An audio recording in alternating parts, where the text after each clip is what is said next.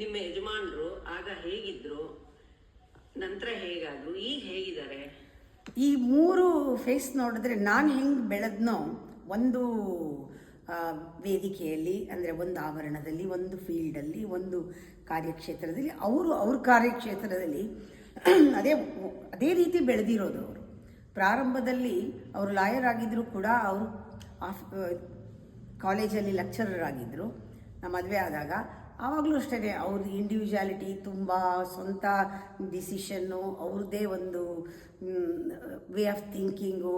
ಅವರು ಓದ್ತಾ ಇದ್ದಿದ್ದು ತುಂಬ ಲಿಟ್ರೇಚರ್ ಓದ್ತಾಯಿದ್ರು, ಸ್ಕಾಲರ್ಲಿ ಅವರು ತುಂಬ ವಿಷಯ ತಿಳ್ಕೊಂಡಿದ್ರು, ಜ್ಞಾನ ಇತ್ತು. ನನ್ನನ್ನು ಕಂಪೇರ್ ಮಾಡಿದ್ರೆ ತುಂಬ ಸಂಸ್ಕಾರವಂತರು, ಇದೆಲ್ಲ ಇತ್ತು. ಅವ್ರಿಗೂ ಕೂಡ ಯಾವುದೂ ಈ ಥರ ಇರಬೇಕು, ಇವ್ರು ಈ ಥರನೇ ನಡ್ಕೋಬೇಕು ಅನ್ನೋದು ಇರಲಿಲ್ಲ. ತುಂಬ ಫ್ರೀಡಮ್ ಕೊಟ್ಟಿದ್ದರು.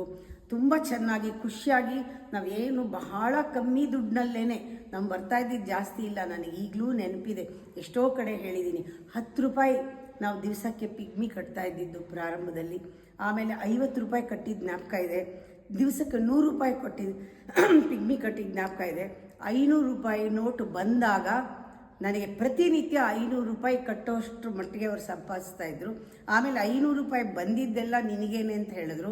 ಆ 500 ರೂಪಾಯಿ ಕೂಡ ಹಾಕಿ ನಾವು ಮನೆ ತೊಗೊಂಡ್ವಿ ಅಂದಮೇಲೆ ಅವ್ರು ಯಾವ ರೀತಿ ಬೆಳೆದಿದ್ದಾರೆ, ಎಷ್ಟು ಚೆನ್ನಾಗಿ ಕಷ್ಟಪಟ್ಟು 24 ಗಂಟೆನೂ ಸಂಪಾದಿಸಿದ್ರು. ತುಂಬ ಒಳ್ಳೆ ಲಾಯರು, ಒಳ್ಳೆ ಹೆಸರು ಮಾಡಿದ್ರು ಎಲ್ಲನೂ. ನನಗೆ ತುಂಬ ಖುಷಿ ಇದೆ ಅವ್ರ ವಿಚಾರದಲ್ಲಿ. ಆಮೇಲೆ ಎರಡನೇದು, ಅವರಲ್ಲಿ ಒಂದು ಸ್ವಾಭಿಮಾನ ಎಷ್ಟಿದೆಯೋ ಅಷ್ಟೇ ಒಂದು ಛಲ ಎಲ್ಲ ಇದೆ. ಅವರೊಬ್ಬರೇ ಬದುಕ್ತೀನಿ ಅನ್ನೋ ಛಲನೂ ಅವ್ರಿಗಿದೆ. ಯಾರ ಮೇಲೂ ಏನನ್ನೂ ಇವತ್ತುವರೆಗೂ ಹೊರಿಸಿಲ್ಲ. ಇವತ್ತು ಅದೇ ರೆಸ್ಪೆಕ್ಟು, ಅದೇ ನಾನು ಮಾಡ್ತಾ ಇರೋದ್ರಲ್ಲಿ ಗೌರವ, ಅದೇ ಪ್ರೀತಿ ಇವತ್ತು ಇರೋದ್ರಿಂದನೇ ನಾನು ಹೀಗಿರೋದು.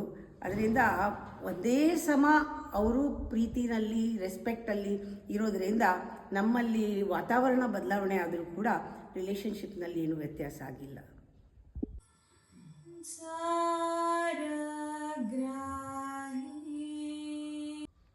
ನಿಮ್ಮ ಪ್ರಾರಂಭದ ಸಾಧನೆಯಲ್ಲಿ ಮಕ್ಕಳು ಚಿಕ್ಕವರಿರುವಾಗ ನಿಮಗೆ ಹೇಗೆ ಅನ್ನಿಸ್ತಿತ್ತು? ನನಗೆ ಇವಾಗ ನಾನು ನನ್ನ ಮಕ್ಕಳು ಅವ್ರ ಮಕ್ಕಳನ್ನ ನೋಡ್ಕೊಳ್ತಾ ಇರೋದು ನೋಡಿದ್ರೆ, ಅಯ್ಯೋ ನಾನು ಅಷ್ಟು ಚೆನ್ನಾಗಿ ನನ್ನ ಮಕ್ಕಳು ನೋಡ್ಕೊಳ್ಳಿಲ್ವಲ್ಲ, ಅಷ್ಟು ಕೇರ್ ಮಾಡಲಿಲ್ವಲ್ಲ, ಅಷ್ಟು ಗಮನ ಕೊಡಲಿಲ್ವಲ್ಲ, ಅಷ್ಟು ನಾನು ಗಮನ ಕೊಡಲಿಲ್ವಲ್ಲ ಅಂತ ಅನಿಸುತ್ತೆ. ಅವ್ರಿಗೆ ಅನಿಸಿರ್ಬೋದು, ನಮ್ಮಮ್ಮ ನನಗೆ ತುಂಬ ಫಿಸಿಕಲಿ ಎಮೋಷನಲಿ ನನ್ನನ್ನು ಆ ಟೈಮ್ನಲ್ಲಿ ಕೇರ್ ತೊಗೊಂಡಿಲ್ಲ, ನಾವು ಆದರೂ ನಮ್ಮ ಮಕ್ಕಳಿಗೆ ತೊಗೋಬೇಕು ಅನಿಸಿರಬಹುದು, ಗೊತ್ತಿಲ್ಲ.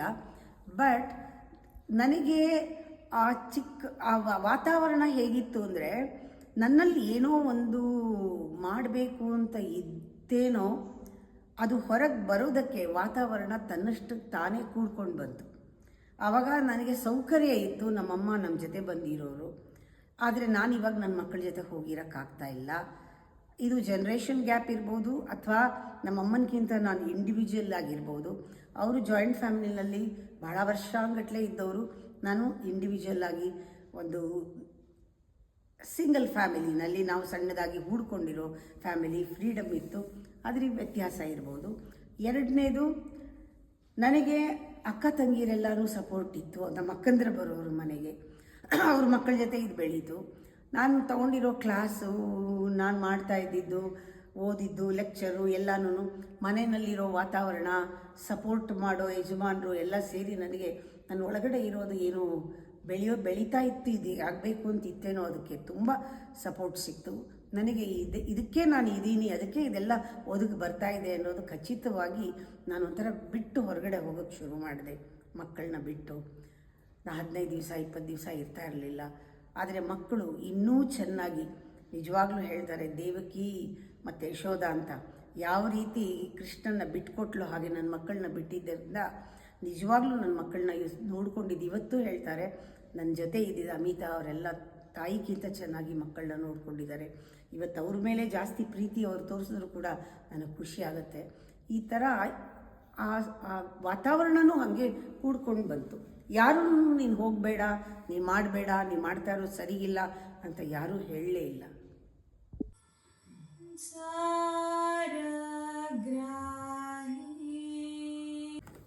ಅಮ್ಮ, ನಿಮಗೆ ಮಕ್ಕಳು ಎಷ್ಟು ಜನ ಇದ್ದಾರೆ? ಕುತೂಹಲದಿಂದ ಕೇಳ್ತಾ ಇದ್ದೀನಿ. ಅವ್ರು ಇವಾಗ ಎಲ್ಲಿದ್ದಾರೆ, ಏನು ಮಾಡ್ತಾ ಇದ್ದಾರೆ? ಈ ಪ್ರಶ್ನೆ ಕೇಳೋರಿಗೆ ಕುತೂಹಲನೇ, ಪ್ರಶ್ನೆ ಕೇಳೋರಿಗೆ ಉತ್ತರ ಕೇಳೋರಿಗೆ ಕುತೂಹಲನೇ. ಯಾಕೆಂದರೆ ಒಂದು ಕಡೆ ಹೇಳಿದ್ದೀನಿ, ನನಗೆ ವರ್ಲ್ಡ್ ಫ್ಯಾಮಿಲಿ ಎಲ್ಲರೂ ಮಕ್ಕಳು ಅಂತ. ಆದ್ರೂ ನಿಮಗೆ ಎಷ್ಟು ಜನ ಮಕ್ಕಳಿದ್ದಾರೆ, ಪರ್ಸನಲ್ಲಾಗಿ ನಿಮಗೆ ಎಷ್ಟು ಜನ ಮಕ್ಕಳಿದ್ದಾರೆ ಅಂತ ಕೇಳ್ತಾ ಇದ್ದೀರಾ. ಮಕ್ಕಳು ಒಂದು ರಕ್ತ ಸಂಬಂಧ ಅಂದರೆ ಋಣಾನುಬಂಧ. ಋಣ ಇದ್ದಾಗ ಅವರು ನಮ್ಮಲ್ಲೇ ನಮ್ಮವರಾಗಿ ಆ ಸಂಬಂಧಗಳು ಏರ್ಪಡುತ್ತೆ. ಋಣ ಇದ್ದರೆ ಖಂಡಿತವಾಗಲೂ ಜನ್ಮ ಜನ್ಮಾಂತರದ ಪುಣ್ಯನೋ ಏನೋ, ನನಗೆ ಮೊದಲನೇ ಮಗು ಸತ್ರೂ ಆಮೇಲೆ ಇಬ್ಬರು ಮಕ್ಕಳು ನಿಜವಾಗ್ಲೂ ನನಗೆ ಹೆಮ್ಮೆ ಆಗುತ್ತೆ.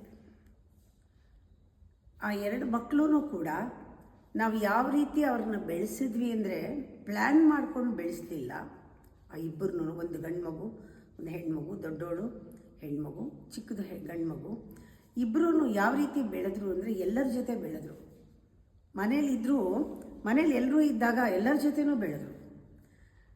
ಅವರಿಗೆ ಒಂಥರ ಮನಸ್ಸು ಸಂಕುಚಿತವಾಗಲಿಲ್ಲ. ಎಷ್ಟೋ ಕಡೆ ನನ್ನನ್ನು ಮಿಸ್ ಮಾಡ್ಕೊಂಡಿದ್ದಾರೆ, ಆದರೂ ಕೂಡ ಅವರಲ್ಲಿ ಒಂದು ಇಂಡಿವಿಜುವಾಲಿಟಿ, ಸ್ವಾತಂತ್ರ್ಯ, ಥಿಂಕ್ ಮಾಡೋದು, ಡಿಸೈಡ್ ಮಾಡೋದು ಯಾವುದೂ ಹೇಳ್ಕೊಡ್ಲಿಲ್ಲ. ಅಂತಹ ವಾತಾವರಣ ಸೃಷ್ಟಿಯಾಯಿತು ಮನೆಯಲ್ಲಿ. ಅವ್ರಿಗೆ ಅನ್ನಿಸ್ಬೋದು ಬೇರೆ ಮಕ್ಕಳಿಗೆ ಸಿಗದೇ ಇರೋ ಅಟೆನ್ಷನ್, ಕನ್ಸರ್ನ್, ಲವ್ ಎಲ್ಲನೂ ನಮಗೆ ಸಿಕ್ಕಿಲ್ಲ ಅಂತ. ಆ ವ್ಯಾಮೋಹದಲ್ಲಿ ಸಿಗದೇ ಇದ್ರೂ ಅವ್ರಿಗೊಂದು ವಿಶೇಷವಾದ ಪರ್ಸನಾಲಿಟಿ, ಅವ್ರ ಒಳಗಡೆ ಇಂಡಿವಿಜುವಾಲಿಟಿ ಅದು ಅವ್ರಿಗೆ ಆ್ಯಸ್ ಎ ರಿಸಲ್ಟ್ ಸಿಕ್ಕಿದೆ. ನನಗೆ ಇಬ್ಬರು ಮಕ್ಕಳು, ಇವಾಗ ಇಬ್ಬರೂ US ಅಲ್ಲೇ ಇದ್ದಾರೆ. ಒಬ್ಬಳು ಹ್ಯೂಸ್ಟನ್ನಲ್ಲಿದ್ದಾಳೆ, ಅವನು ನಾರ್ತ್ ಕೆರೋಲಿನಾದಲ್ಲಿದ್ದಾನೆ.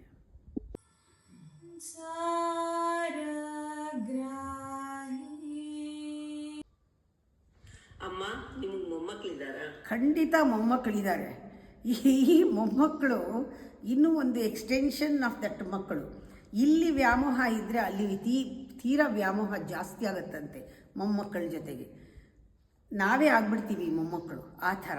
ಇಲ್ಲಿ ಪ್ರೀತಿ ಇರೋದ್ರಿಂದ, ನಿಜವಾಗ್ಲೂ ಮಕ್ಕಳನ್ನ ನಾನು ತುಂಬ ಪ್ರೀತಿಸೋದ್ರಿಂದ ಮೊಮ್ಮಕ್ಕಳ ಬಗ್ಗೆ ಅಟ್ಯಾಚ್ಮೆಂಟ್ ಇಲ್ಲ, ಆದರೆ ತುಂಬ ಪ್ರೀತಿ ಇದೆ. ತುಂಬ ಪ್ರೀತಿ ಇದ್ದಾಗಲೇ ನಾವು ಮಾಡಿದ ಧ್ಯಾನ ತಲುಪೋದು, ನಾವು ಕೇಳಿದ ವರ ಅವ್ರಿಗೆ ತಲುಪೋದು, ಒಳ್ಳೆಯದೆಲ್ಲ ಅವ್ರಿಗಾಗೋದು ಯಾವಾಗ ಅಂದರೆ ಮೊಮ್ಮಕ್ಕಳು, ಮಕ್ಕಳು, ಸಂಸಾರ, ಕುಟುಂಬ ಅಂತ ಏನು ಹೇಳ್ತೀವಿ ಅದೆಲ್ಲ ಚೆನ್ನಾಗಾಗೋದು ನಾವು ಸೆಲ್ಫ್ಲೆಸ್ ಆಗಿದ್ದರೆ. ಅದರಿಂದ ಮೊಮ್ಮಕ್ಕಳಿದ್ದಾರೆ. ಮಗಳಿಗೆ ಇಬ್ಬರು ಮಕ್ಕಳಿದ್ದಾರೆ, ಒಂದು ಗಂಡು ಒಂದು ಹೆಣ್ಣು. ಮಗನಿಗೆ ಇಬ್ಬರು ಹೆಣ್ಮಕ್ಳು. ತುಂಬ ಚೆನ್ನಾಗಿದ್ದಾರೆ, ಆರಾಮವಾಗಿದ್ದಾರೆ, ಖುಷಿಯಾಗಿದ್ದಾರೆ, ಚೆನ್ನಾಗಿದ್ದಾರೆ.